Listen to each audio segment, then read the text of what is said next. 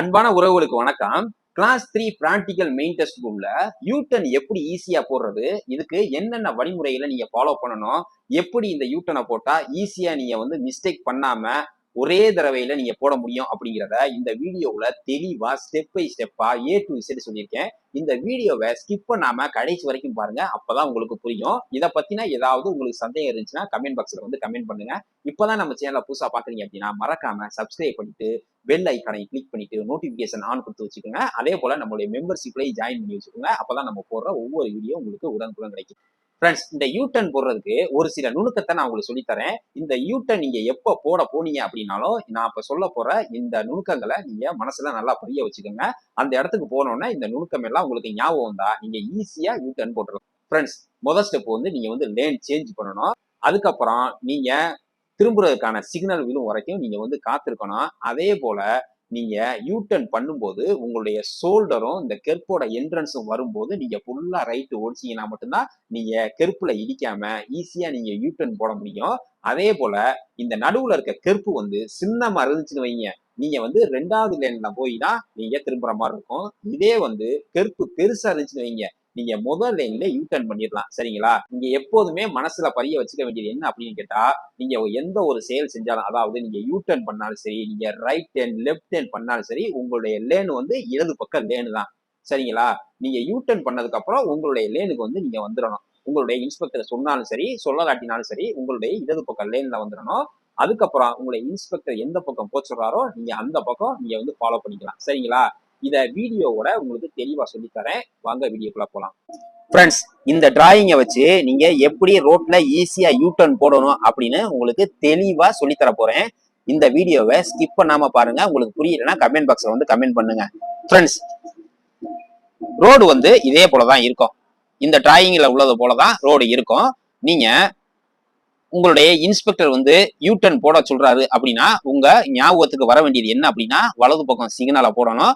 3ல இருந்து 5 செகண்ட் மற்ற காருக்கு டைம் கொடுக்கணும். அதுக்கப்புறம் ஒவ்வொரு லேனா மாறி நீங்க யூட்டன் போடக்கூடிய இந்த லேனுக்கு வரணும். அதுக்கப்புறம் முக்கியமா நீங்க ஞாபகம் வச்சுக்க வேண்டியது என்ன அப்படின்னா, யூட்டன் போடுறது இந்த மாதிரி சிம்பிள் இருக்கிற இடத்துல மட்டும்தான் நீங்க யூட்டன் போடணும். இன்னொன்னு ஞாபகம் வச்சுக்க வேண்டியது என்ன அப்படின்னா, இந்த வலது பக்கம் சிக்னல் விழுந்தா மட்டும்தான் நீங்க யூட்டன் போடணும். சரிங்களா? யூட்டன் போடுறது இங்க நிக்கும் போது பச்சை கலர் சிக்னல் விழுந்து நேர போகக்கூடிய கார்கள் பூரா போய்கிட்டு இருக்கும். அதே போல இந்த பக்கம் ஒருவேளை போகக்கூடிய கார்கள்லாம் போய்கிட்டு இருக்கோம். நீங்க பச்சை கலர் இருக்கே அப்படின்னு நீங்க யூட்டன் போட திரும்பிடக்கூடாது. சரிங்களா? மத்த கார் உங்க கார் மேல மோதி விபத்து ஏற்படுறதுக்கு காரணமா அமைஞ்சிடும். சரிங்களா? வாங்க எப்படி யூட்டன் போடுறது நான் உங்களுக்கு சொல்லித்தரேன். ஃப்ரெண்ட்ஸ், எடுத்துக்காட்டுக்கு இதுதான் நீங்க ஓட்டுற காரு. நீங்க இந்த லேன்ல இருக்கீங்க, இடது பக்கம் லேன்ல. உங்களுடைய இன்ஸ்பெக்டர் யூட்டன் போட சொல்றாரு. அப்ப நீங்க இந்த லேனுக்கு வரணும். இப்ப நீங்க பாத்துக்கிட்டு இருக்கிறது 4 லேன் கொண்ட சாலை. சரிங்களா? இப்ப இந்த லேன்ல நீங்க இருக்கிறீங்க. அப்ப இந்த லேனுக்கு வரணும் அப்படின்னா நீங்க இப்படியே நேரம் இங்க வந்துடக்கூடாது. சரிங்களா? ஸ்டெப் பை ஸ்டெப்பா தான் வரணும். அதாவது ஒரு இந்த லேனுக்கு வரணும், அதுக்கப்புறம் இந்த லேனுக்கு வரணும், அதுக்கப்புறம் தான் இந்த லேனுக்கு வரணும். சரிங்களா? முதல்ல நீங்க என்ன செய்யணும் அப்படின்னு கேட்டா, வலது பக்கம் சிக்னலை போடுங்க. முன்னாடி உள்ள கண்ணாடி, அதாவது உங்க காருக்குள்ள இருக்கும்ல கண்ணாடி, அந்த கண்ணாடியை பாருங்க. வலது பக்கம் கண்ணாடியை பாருங்க. வலது பக்கம் ஷோல்டருக்கு மேல திரும்பி பாருங்க. இங்க ஏதாவது கார் வருதான்னு. பக்கத்துல வர்ற கார் உங்க கண்ணாடியில் தெரியாது. அதனாலதான் ஷோல்டருக்கு மேல திரும்பி பார்க்க சொல்றாங்க. அதே போல இந்த இடத்துல ஏதாவது மோட்டார் பைக், சைக்கிள் ஏதாவது வந்துச்சுன்னா இந்த கண்ணாடியிலையும் முன்னாடி உள்ள கண்ணாடியிலும் தெரியாது. அதனாலதான் வலது பக்கம் ஷோல்டருக்கு மேல திரும்பி பார்க்க சொல்றாங்க. இப்ப வலது பக்கம் சிக்னலை போட்டீங்க. முன்னாடி உள்ள கண்ணாடி, வலது பக்கம் கண்ணாடியை பாருங்க.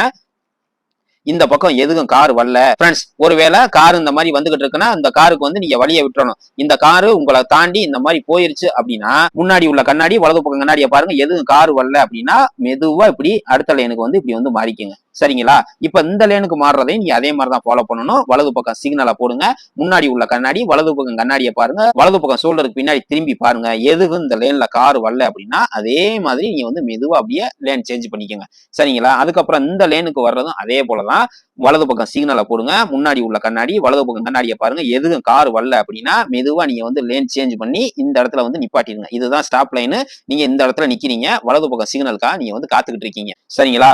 இன்னொரு எடுத்துக்காட்டு சொல்றேன். இப்ப இங்க இருக்கீங்கன்னா கடிகாரம் முள் எப்படி 5, 10, 15 இப்படி மெதுவா அப்படி வருது பாருங்க. அந்த மாதிரிதான் வரணும். நீங்க செங்குத்தா எப்போதுமே இது பண்ணக்கூடாது. இங்க இருந்து ஒரு லேனு, அடுத்த லேனு, அடுத்த லேனு, இப்படிதான் ஒவ்வொரு லேனா நீங்க செக் பண்ணிட்டு மாறணும். சரிங்களா? வாங்க இப்ப எப்படி யூட்டன் போடுறதுன்னு பார்ப்போம். இப்ப இந்த இடத்துல நிக்கிறீங்க. யூட்டன், அதாவது இந்த வலது பக்கம் சிக்னல் ஏரோ விழுகிறக்கா நீங்க காத்துக்கிட்டு இருக்கீங்க. ஃப்ரெண்ட்ஸ், இந்த மாதிரி ஸ்டாப் லைன்ல நீங்க நிக்கும் போது என்ன செய்யணும் அப்படின்னா, நியூட்ரல் பண்ணிட்டு நீங்க நிக்க கூடாது.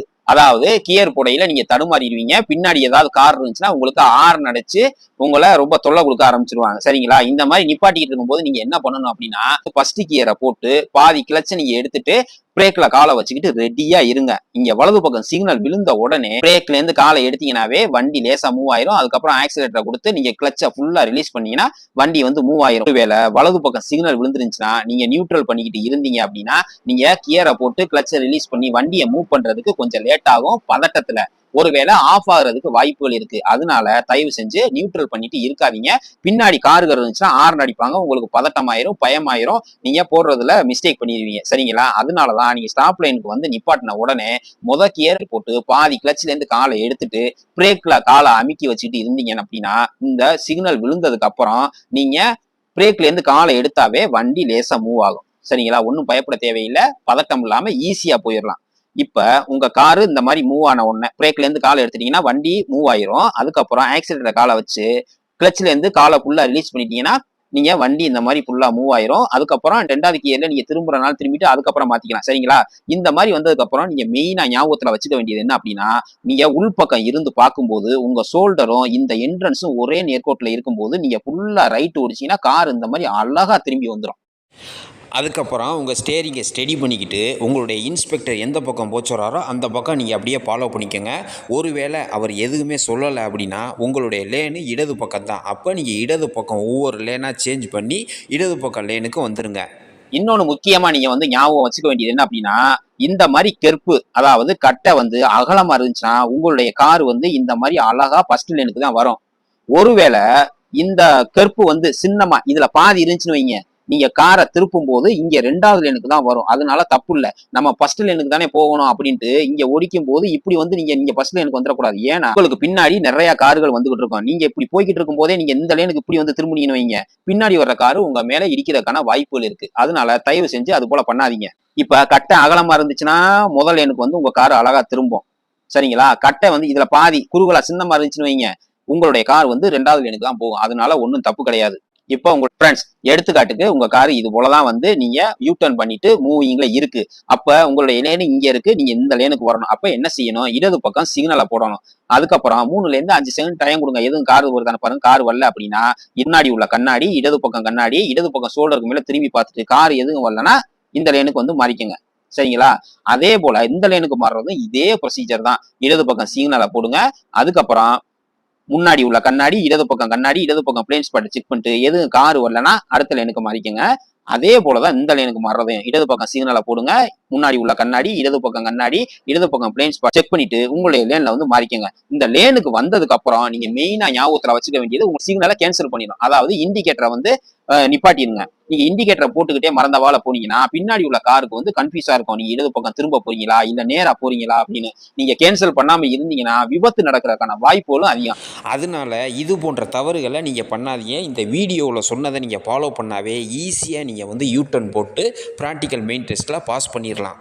ஃப்ரெண்ட்ஸ், இந்த வீடியோ தெளிவா உங்களுக்கு புரிஞ்சிருக்கும்னு நம்புறேன். இத பத்தி ஏதாவது சந்தேகம் இருந்துச்சுன்னா நம்மளுடைய கமெண்ட் பாக்ஸ்ல வந்து கமெண்ட் பண்ணுங்க. ஃப்ரெண்ட்ஸ், அடுத்த வீடியோவுல வலது பக்கம் எப்படி திரும்புறது, ஏரோ விழுந்தாலும் விழுகலாட்டியும் திரும்பலாமா திரும்ப கூடாதா அப்படிங்கிற பத்தி தெளிவா உங்களுக்கு வீடியோ சொல்லி தர போறேன். இந்த வீடியோ உங்களுக்கு பிடிச்சிருந்துச்சுன்னா லைக் பண்ணுங்க, உங்க ஃப்ரெண்ட்ஸுக்கு எல்லாம் ஷேர் பண்ணுங்க. இது போல பயனுள்ள வீடியோ வேணும் அப்படின்னா நம்மளுடைய சேனலை தொடர்ந்து ஃபாலோ பண்ணி வச்சுக்கோங்க, சப்போர்ட் பண்ணுங்க. மீண்டும் ஒரு அடுத்த நல்ல வீடியோ சந்திப்போம். மகிழ்ச்சி.